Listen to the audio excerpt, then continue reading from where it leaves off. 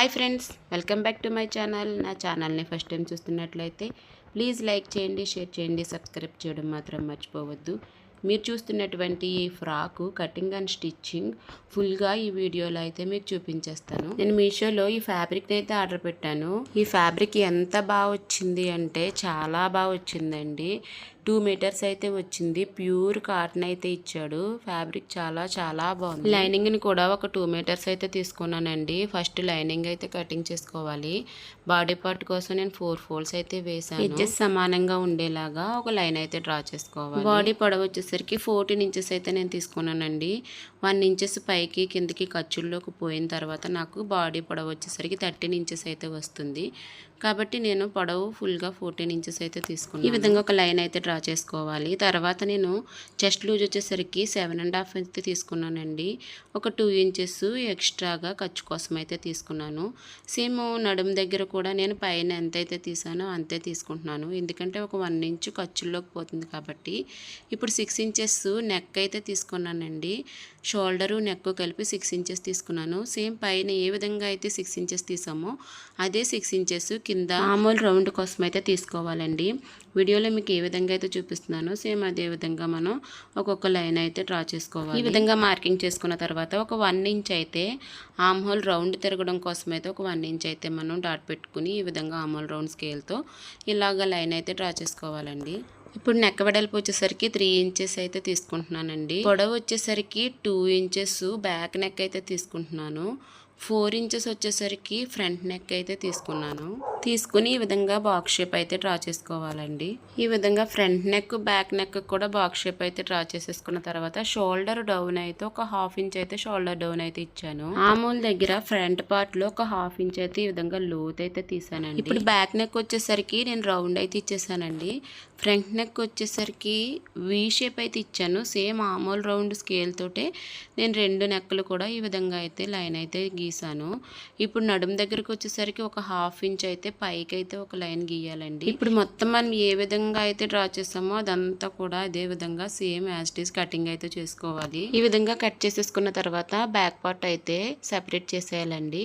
Front part వచ్చేసరికి neck ఆమోలు లోతు cutting అయితే చేసుకోవాలి. లైనింగ్ బాడీ పార్ట్ అయితే కంప్లీట్ అయిందండి. హ్యాండ్స్ అయితే కటింగ్ అయితే చేయట్లేదు, ఎందుకంటే హ్యాండ్స్కి లైనింగ్ వేయట్లేదు కాబట్టి హ్యాండ్స్ అయితే మెయిన్ ఫ్యాబ్రిక్లోనే కటింగ్ చేద్దాం కదా అని చెప్పేసి అని కట్ చేయలేదండి. ఫస్ట్ బాడీ పార్ట్ కాకుండా కింద బాటమ్ పార్ట్ అయితే నేను కట్ చేస్తున్నానండి. దానికోసం నేను పొడవు వచ్చేసరికి 29 ఇంచెస్ అయితే తీసుకున్నాను.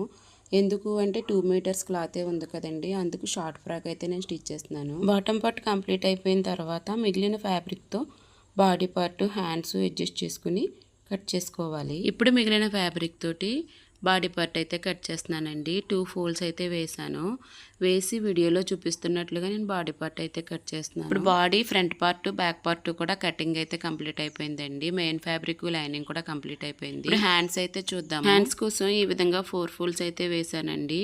వేసి ఎడ్జెస్ సమానంగా ఉండడం కోసం ఒక లైన్ అయితే గీసాను. హ్యాండ్ పొడవు వచ్చేసరికి నేను 8 ఇంచెస్ అయితే తీసుకున్నాను. హ్యాండ్ డౌన్ వచ్చేసరికి 2.5 ఇంచెస్ అయితే తీసుకున్నాను. ఇలా తీసుకున్నటువంటి 2 డాట్స్ ని కూడా నేను వీడియోలో ఏ విధంగా అయితే కలుపుతున్నానో ఆ విధంగా కొంచెం డౌన్ అయితే చేసుకుంటూ ఈ విధంగా అయితే కలపాలండి. ఇప్పుడు ఒక 3 ఇంచెస్ అయితే నేను ఎక్స్ట్రా అయితే తీసుకుంటున్నానండి హ్యాండ్కి. ఎందుకు అంటే పఫ్ రావడం కోసం అని చెప్పేసి ఒక 3 ఇంచెస్ అయితే ఎక్స్ట్రా తీసుకుంటున్నాను.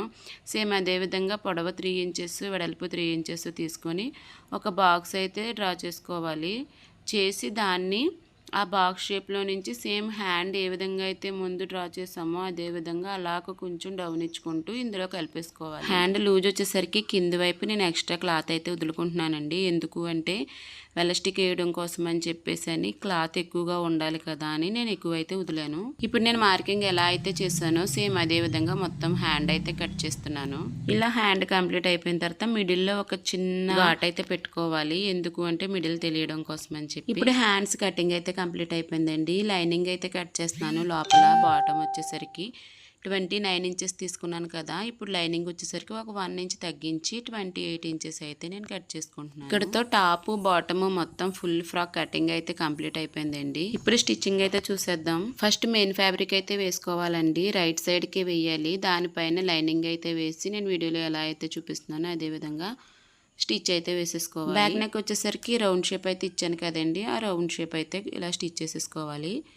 మిగిలినటువంటి ఎక్స్ట్రా ఫ్యాబ్రిక్ ఏదైతే ఉందో కట్ చేసేసుకొని రౌండ్ తిరగడం కోసం చిన్న చిన్న ఘాట్లు అయితే పెట్టుకోవాలండి. ఇలా ఘాట్లు పెట్టుకున్న తర్వాత ఓన్లీ లైనింగ్ని మాత్రమే పైకి పెట్టుకుంటూ పైనుంచి మరలా ఇంకొక స్టిచ్ అయితే వేసుకోవాలి. ఈ విధంగా పైనుంచి స్టిచ్ అయితే కంప్లీట్ అయిపోయిన తర్వాత ఇప్పుడు లైనింగ్ని లోపలికి ఫోల్డ్ చేసి ఆ తర్వాత పైనుంచి మరలా ఇంకొక స్టిచ్ అయితే వేయాలి. నేను వీడియోలో ఏ విధంగా అయితే చూపిస్తున్నానో అదేవిధంగా పైనుంచి మరలా ఇంకొక స్టిచ్ అయితే వేసుకోవాలి. ఈ విధంగా నెక్ పార్ట్ కంప్లీట్ అయిపోయిన తర్వాత మొత్తం బాడీ అంతా కూడా లైనింగ్ అయితే జాయింట్ చేసేసుకోవాలండి. ఈ విధంగా లైనింగ్ జాయింట్ అయిపోయిన తర్వాత ఎక్స్ట్రా ఫ్యాబ్రిక్ని అయితే ఈ విధంగా కట్ చేసేసుకోవాలి.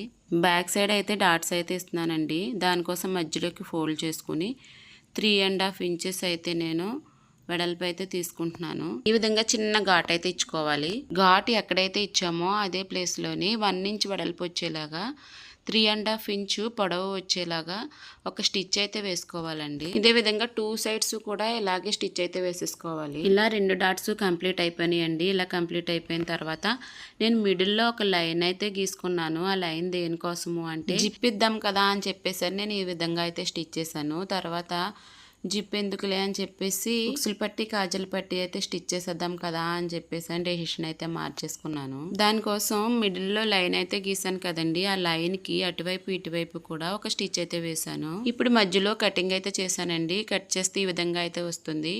ఇప్పుడు కాజల్ పట్టి ఉక్సులు పట్టి అయితే స్టిచ్ చేస్తాను. ఒకవైపు వచ్చేసరికి కాజల్ పట్టి, ఒకవైపు వచ్చేసరికి ఉక్సులు పట్టి స్టిచ్ చేసుకోవాలి. రైట్ సైడ్ వచ్చేసరికి ఉక్సులు పట్టి అయితే రావాలండి. ఉక్సులు పట్టి మనకి లోపలికి ఫోల్డింగ్ అయితే ఉంటుంది. లెఫ్ట్ సైడ్ వచ్చేసరికి కాజల్ పట్టి అయితే రావాలి. కాజల్ పట్టి వచ్చేసరికి ఫోల్డింగ్ అయితే మనం బయటికి అయితే ఇవ్వాలి. నేను వీడియోలో ఏ విధంగా అయితే స్టిచ్ చేస్తున్నానో అదే విధంగా ఉక్సులు పట్టి లోపలికైతే ఫోల్డింగ్ అయితే ఉండాలండి. ఇప్పుడు ఉక్సులు పట్టి అయితే కంప్లీట్ అయిపోయిందండి. ఇప్పుడు కాజల్ పట్టి అయితే స్టిచ్ చేసుకోవాలి. ఈ కాజా పట్టి వచ్చేసరికి కింద వైపు పెట్టాలండి. ఫ్యాబ్రిక్ వచ్చేసరికి నేను వీడియోలో ఏ విధంగా అయితే పెట్టానో ఆ విధంగానే కింది వైపు అయితే పెట్టి పైకి ఫోల్డ్ చేయాలండి.